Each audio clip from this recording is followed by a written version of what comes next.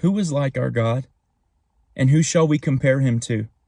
Good morning, my brothers and sisters in Jesus Christ. I wanted to share with you quickly some amazing things that I read about in Isaiah chapter 40 this morning as I was seeking the Lord. But first off, I want to encourage you, number one, to read it for yourself. I want you to be blessed with the same knowledge that I was blessed with regarding our God, who he is, and what he's like, according to his written word. A.W. Tozer said, "What comes into our minds when we think about God is the most important thing about us.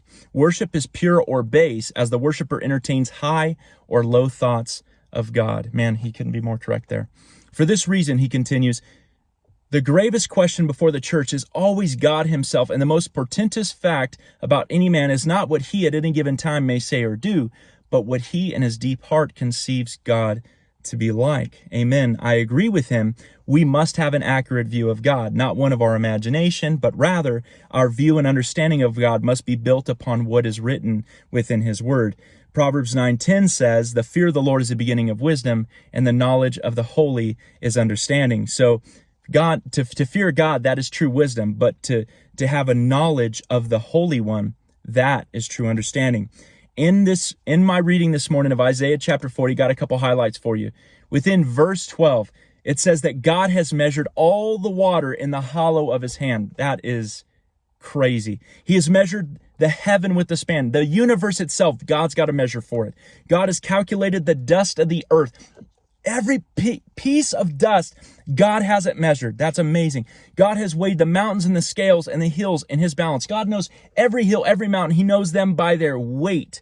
And in verses 13 through 14, it says that there's not one that has instructed God or taught God or been his counselor or taught him knowledge or have shown him the way of understanding. In verse 15, we find that compared to God, all nations are like a drop in a bucket compared to him. In verse 22, we find that God sits above the circle of the earth. That's where he sits most high.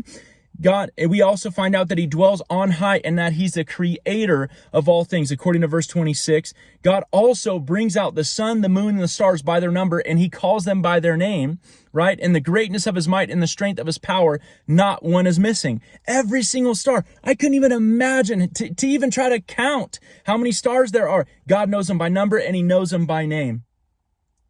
In verse 28, it's written, says, "Have you not known, have you not heard that the everlasting God, the Lord, the creator of the ends of the earth, he doesn't faint, he's not weary, and his understanding is unsearchable." There is no one like our God Yahweh. There is none that we can compare him to. This is one chapter within one book of the Bible. What a blessing. And wait, right? Like the commercials say, and wait, there's more.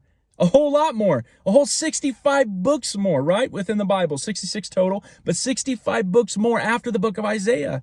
And I encourage you all today to read God's holy and true and perfect word so that you may gain wisdom, that you may gain knowledge and understanding of the holy, the most high God, so that you may truly worship him and serve him according to who he is. Amen. God bless you, saints.